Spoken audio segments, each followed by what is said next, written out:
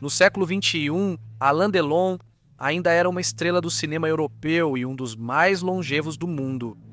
Mas ele estava insatisfeito com tudo e todos. Em entrevistas, ele revelou seu desconforto com a atualidade, marcada por ganância, falsidade e crime. Inclusive, ele disse, essas palavras repercutiram em agosto de 2019, quando o ator sofreu um derrame cerebral. Um fato que chocou familiares e fãs que temeram o pior. No entanto, os temores se dissiparam quando o artista conseguiu se recuperar. Depois diria que tudo era mérito de sua força e grande caráter. Mas a tranquilidade durou muito pouco. Durante um exame de rotina, os médicos detectaram um linfoma de células B, câncer que afeta linfócitos B e o deixava vulnerável a infecções. Ele fez tratamentos, mas as dores continuavam. Cansado de lidar com problemas de saúde, em 2022 tomou uma decisão controversa. Queria ser submetido à eutanásia para falecer tranquilo e sem sofrimento. Para isso, precisava ir à Suíça, onde essa prática era legal. Sabendo que seu fim estava próximo, ele escreveu uma carta de despedida que dizia assim: "Gostaria de agradecer a todos que me acompanharam ao longo dos anos e me deram seu apoio. Espero que os futuros atores vejam em mim um exemplo, não só como profissional, mas também na vida cotidiana, entre vitórias e derrotas." Embora o final parecesse certo, Delon encontrou força de vontade para continuar vivendo e finalmente decidiu seguir com seu tratamento. Ele até escreveu o prefácio de um livro sobre si mesmo, Alain Delon, Amores e Recordações, de Denitsa Bancheva. Aquela vontade de viver e continuar impulsionando projetos entusiasmou familiares e admiradores de seus filmes.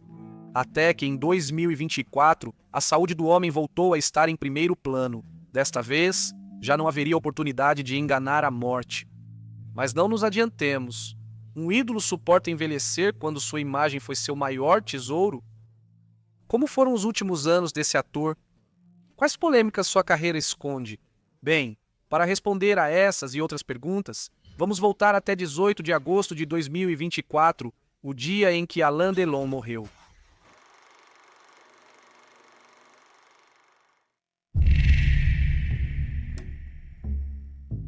Por trás do ator da marca registrada de Os Infinitos Suspiros Despertados, havia um homem, Alain Fabien Maurice Marcel Delon Arnauld. Esse foi o nome com que ele foi batizado depois de nascer em 8 de novembro de 1935 em Sox, uma comunidade de Altos do Sena, a oeste de Paris. Apesar de conhecer luxo e riqueza depois, Alain teve uma infância oposta ao seu futuro. Suas primeiras lembranças eram de instabilidade familiar. O pai, Fabien Deloin, administrava um cinema. A mãe, Edith Arnauld, era descendente de cidadãos da Argélia, o que na época gerava o desprezo de muitos franceses. O pequeno nunca viu demonstração de carinho entre os pais, nem recebeu deles. Quando se divorciaram, Alain tinha 4 anos e nenhum dos dois lutou pela guarda. Isso o fez viver um tempo com outra família, ampliando sua incerteza e falta de afeto. Essa situação durou pouco, pois seus pais o recuperaram após reconstruírem suas vidas amorosas separadamente. Assim, ele dividiu o tempo entre Fabien e Edith. Também teve que aprender a conviver com novos irmãos, mas nenhum lhe inspirava confiança. Não tinha ninguém com quem compartilhar suas angústias. Aos 8 anos, ele entendeu que estava sozinho e que precisava seguir em frente por si mesmo. Nos dias que passava com seu pai, Alain passou longas horas no cinema. Pode-se pensar que ali surgiu seu interesse por esse mundo, mas não foi o caso. Ao contrário, o jovem priorizava sobreviver em um ambiente hostil. Isso o fez introvertido, mas também duro e rebelde. Na escola, tirava notas ruins e brigava com colegas que o incomodavam. Passou por todo tipo de colégios, incluindo jesuítas e laicos. Em todas as instituições, acabava sendo expulso. Para tentar educá-los, seus pais contrataram uma babá que morava ao lado da prisão de Fresnes. Isso não intimidou o jovem, que fez amizade com filhos dos guardas. Eles costumavam brincar de polícia e ladrão, e Alain sempre escolhia ficar do lado da lei. Aos 13 anos, o futuro astro só queria ser um gangster como Al Capone e George Dillinger. Não foi uma fantasia juvenil. Com Daniel Salvati, eles planejaram viajar aos Estados Unidos da América e fazer sucesso como criminosos. Durante vários dias, juntaram dinheiro e provisões e partiram em uma viagem de carona de Paris a Bordeaux. O objetivo começou a se desfazer quando um motorista que aceitou levá-los parou em uma delegacia. Saiu um chefe de polícia que lhes perguntou o que precisavam. Alain se recusou a falar e a mostrar sua identificação. Como resultado, os rapazes foram parar na cela. Daniel cedeu e contou o plano, mas Alain se mostrou confiante. Horas depois, as famílias dos dois chegaram. O pai de Daniel deu um tapa em Alain, que revidou com um golpe igualmente forte. Foram separados pelo comissário. Esse episódio chamou tanta atenção que apareceu nos jornais. Seria a primeira vez que Alain veria seu nome em uma publicação. Por causa de seu prontuário inicial, todos achavam que ele se tornaria presença constante na seção policial. Naquela época, nem ele, nem as pessoas ao seu redor suspeitavam que ele seria manchete em muitos outros jornais e revistas. Mas bem, por outros motivos um pouco mais dignos. Aos 18, Alain ainda estava sem rumo e aproveitou a chance de se alistar na marinha para se afastar dos pais. Logo estava na Indochina, onde havia uma guerra. Mesmo cercado por perigo e morte, ele estava à vontade. Ele notou que lá sua coragem era valorizada. Ele não se importava em ser abatido pelo inimigo, mas percebeu que não queria sua aparência arruinada. Seus traços foram essenciais para começar sua carreira artística. Antes disso, ele viveu 4 anos turbulentos na Ásia. Sua indisciplina tirava seus superiores do sério. Palene chegou a contrabandear cigarros e armas e até roubou um navio que acabou afundado em um riacho. Ele passou seu 20º aniversário na cela de uma prisão militar e foi constantemente rebaixado, até que em 1955 foi dispensado. De volta à França, sua perspectiva era a pior possível. Para evitar voltar para a casa dos pais, ele viveu nas ruas e se envolveu com criminosos. Era um marginal comum. Era certo que o jovem seguia para um abismo de vícios e trevas até encontrar sua salvação. Num desses dias sombrios, ele foi descoberto por Brigitte Aubert, uma das atrizes francesas mais populares dos anos 50. Deslumbrada por seus traços e seu caráter, a mulher o convidou para sua casa e lhe ensinou bons modos. Em troca, ele deveria fazer tarefas domésticas como lavar pratos e limpar os quartos. No início, Alain se sentiu estranho, mas se adaptou. Ele percebeu que não exigia muito esforço e que podia ter uma casa e um prato de comida garantidos. Em poucos dias, aquele rapaz sem rumo parecia ter encontrado uma oportunidade de ouro. Robert ficou satisfeita com o desempenho dele e quis fazer mais por ele. Então ela o apresentou a um amigo que era fotógrafo e estava procurando um modelo. Allen aceitou e logo ficou claro que a câmera o adorava. Ele era atraente, mas também tinha uma presença selvagem e irresistível. Nessa época, Ober o chamou para festas do jet set francês. Todos os seus colegas ficaram hipnotizados pelo magnetismo animal do recém-chegado. Um dos mais fascinados foi o diretor Yves Allégret, que estava preparando seu próximo filme, Envie uma Mulher Quando o Diabo Falha, de 1957. O homem se aproximou de Len e lhe ofereceu um papel secundário, mas importante, em sua obra. O outro se surpreendeu com a proposta e ficou sem palavras. Ele nunca tinha atuado nem pisado em um set de filmagem, mas o diretor foi persuasivo e o convenceu com estas palavras: "Fale como você fala comigo. Olhe para mim como você me olha. Ouça como você me ouve.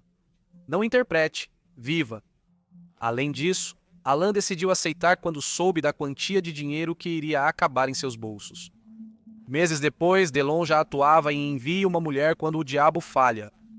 Logo percebeu que atuar era algo natural para ele. Na verdade, há anos ele vinha criando um personagem de si mesmo para sobreviver. A diferença é que agora receberia recompensas melhores por seu talento. Suas qualidades foram apreciadas por Allégret, pelos técnicos, pelos outros atores e, quando o filme foi lançado, também pelo público. Em poucas cenas, ele mostrou ser uma grande promessa do cinema e revelou potencial para muito mais.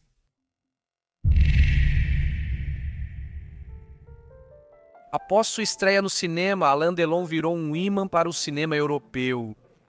Todos os diretores queriam contar com aquele galã de olhar cativante.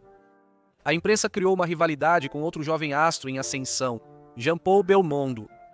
Eles se conheceram e, ao invés de competir, viraram grandes amigos e ícones do cinema francês. Para Delon, o passo decisivo para ir além de simples ator veio com 2 filmes de 1960. Antes, o diretor René Clément lhe ofereceu um papel na ambiciosa coprodução franco-italiana Sol por Testemunha. Adaptação do romance O Talentoso Sr. Ripley, de Patricia Highsmith. Alain Delon ficou fascinado pelo papel de Tom Ripley, um psicopata que usurpava identidades e cometia crimes. O filme foi um sucesso tanto local quanto internacional, consagrando o jovem ator. Ele não apenas exalava uma sensualidade perigosa, perfeita para o papel, mas também tinha uma habilidade genuína para dar complexidade e múltiplas camadas aos seus personagens. Mesmo assim, parte do público e da imprensa achava que seu charme ocultava outras qualidades. Essa crença acabou na época do lançamento de Rocco e seus irmãos. No filme, Len foi Rocco Paronde, um jovem tentando se adaptar a uma cidade desconhecida.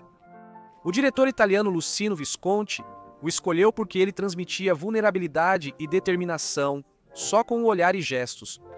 A pleno sol, e Rocco e seus irmãos fez de Delon uma estrela e um dos rostos mais marcantes do cinema europeu do pós-guerra.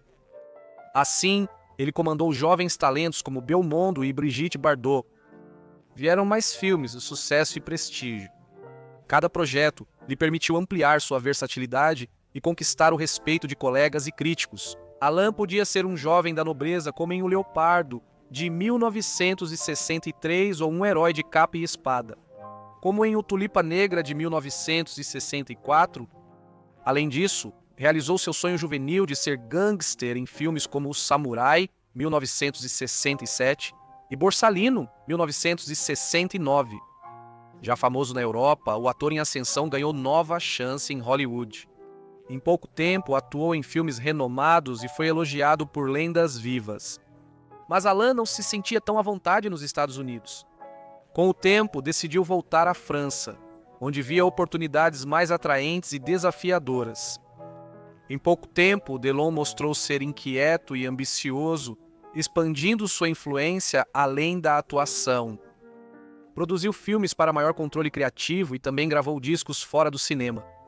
Insatisfeito, criou sua própria marca de perfumes, relógios, óculos e outros produtos para que os compradores pudessem fantasiar em captar um pouco de sua essência. Também arranjou tempo para promover lutas de boxe, outra de suas paixões. É conhecida sua amizade com o campeão argentino Carlos Monzon. A ascensão de Delon era uma surpresa até para ele mesmo. Anos depois ele admitiu: "Nunca sonhei com essa carreira, simplesmente aconteceu." Da mesma forma, ele também não pôde prever os pesadelos que estavam por vir. Embora nunca deixasse de atuar, Delon teve uma vida amorosa intensa e turbulenta.